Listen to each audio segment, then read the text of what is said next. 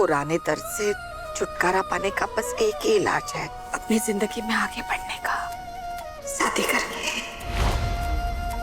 हम तो बस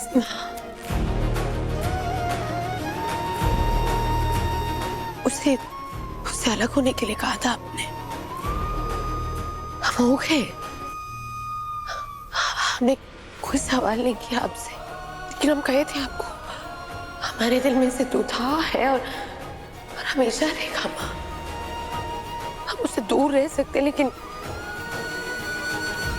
उसकी जगह किसी और को नहीं दे सकते माँ। बिट्टू, बचपन से ही तुम हमेशा ही जिद्दी रही हो। एक बार ठान लेती हो ना तो वो जिद पूरी करके रहती हो, फिर चाहे वो परीक्षा में अव्वल आने की हो या फिर हमारी सुरक्षा की। लेकिन हमको डर है बिट्टू कि सिद्धू के बिना उसके प्यार में रहने की जिद तुमको कहीं तोड़ न दे।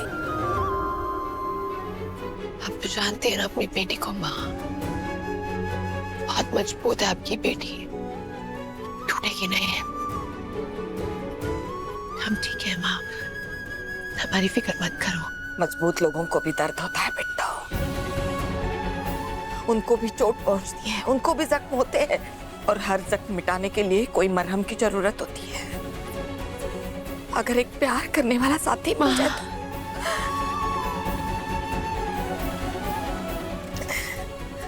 बिट्टू, बिट्टू,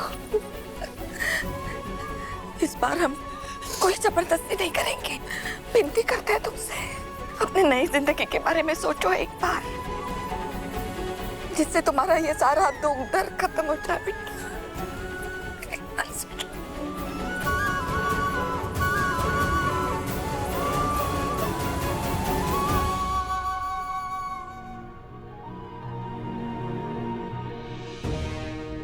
हम जानते हैं ये मुश्किल है, लेकिन कैसे भी हमें अपनी बिट्टू को आगे बढ़ाना ही होगा। क्या कर रहे हैं आप यहाँ? मैं सिद्धू से मिलने आया हूँ। नहीं है यहाँ। देखिए, मुझे उनसे काम है, मैं स्नेहा और सिद्धू का दोस्त हूँ। उनसे मुझे कुछ काम के बारे में जरूरी बात। जो भी काम है ना स्नेहा जी से करवाइए जाके, चलिए। ऐसी क्या जरूरत पड़ गई सेठ जी?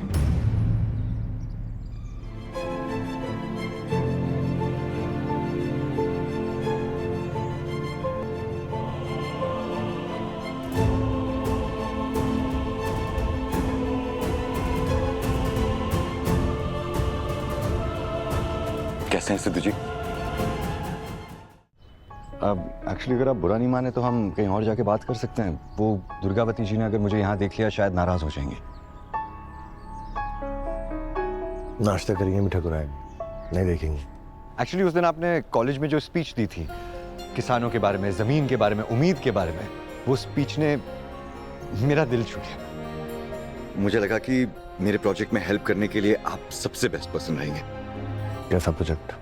एक्चुअली आपको याद है उस दिन स्नेहा जी और हम लोग सब जब गाड़ी में थे तब स्नेहा जी ने बताया था कैसे किसानों को उनकी मेहनत का फल नहीं मिलता, मुनाफा जो है वो बिचौलिए खा जाते हैं। तो मैंने सोचा है कि यहाँ बसनी गांव के अंदर एक फूड प्रोसेसिंग प्लांट लगाना चाहता हूँ, जिसकी हेल्प से किसान अपनी फसलें डायरेक्टली हमें बेच सकते हैं, जिसकी वजह से उनको उनके हक का सारा पैसा मिलेगा। अगर आप हमारे साथ जुड़ जाएंगे तो बहुत हेल्प हो जाएगी। इनफैक्ट ठकराइन जी को हम छोड़ नहीं सकते, माफ कीजिएगा। देखिए, मैं उन्हें या आपको अच्छी तरह से जानता नहीं हूँ, बट आप एक ऐसी लेडी के लिए इतने ईमानदार क्यों हैं जिसे स्नेहा जी भी नहीं पसंद करती? कुछ और कहना है आपको? सॉरी अगर आपको मेरी बात का बुरा लगा हो। एक्चुअली मैं बस किसानों का भला करना चाहता हूँ। मुझे वो जमीन चाहिए थी। जमीन आपको मिल जाएगी। पर कैसे? कैसे रहने दीजिए, हमने कह दिया मिल जाएगी तो मिल जाएगी। Okay, thank you Sidhu.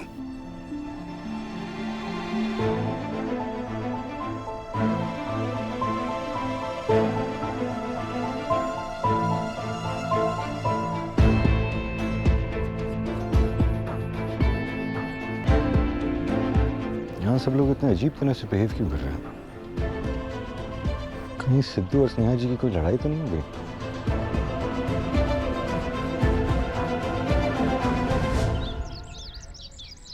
Sneha को मनाना इतना आसान नहीं है बेटा।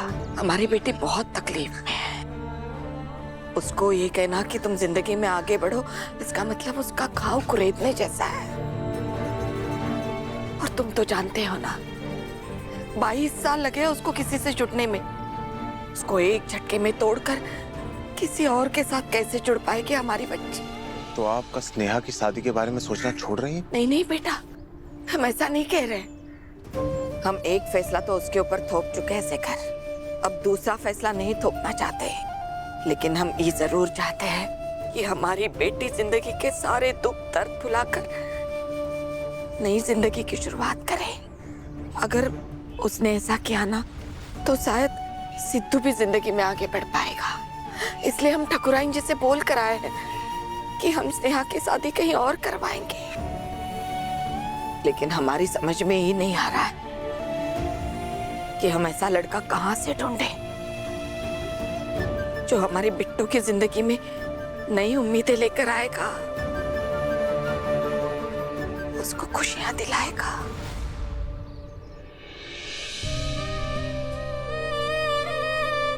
मौसी, हमारी नजर में है एक ऐसा लड़का।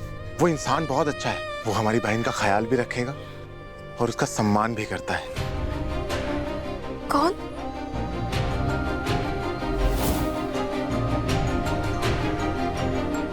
कहीं तुम शांतनु के बारे में तो नहीं सोच रहे हो?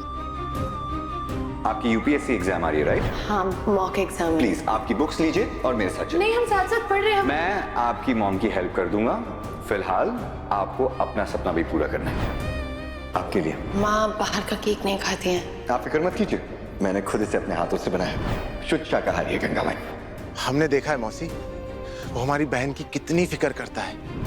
रुक जाइए ठकुराइन जी, मेरे दोस्तों के साथ कोई मिसबिहेव करे मेरे सामने मैं टॉलरेट नहीं करता। स्नेहा को सच पूछे तो ऐसा ही कोई जीवन साथी चाहिए जीवन में। बेटा, लेकिन ये कैसे हो सकता है? कहाँ उनका सामाजिक रुतबा और कहाँ हम।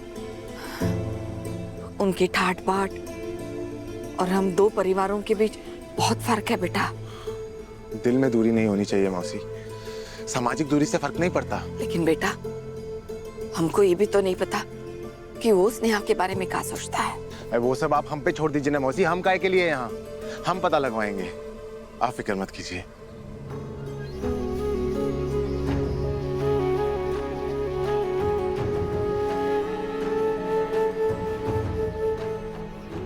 क्या इसी वजह से वो लड़का हमारे जीवन में आया है?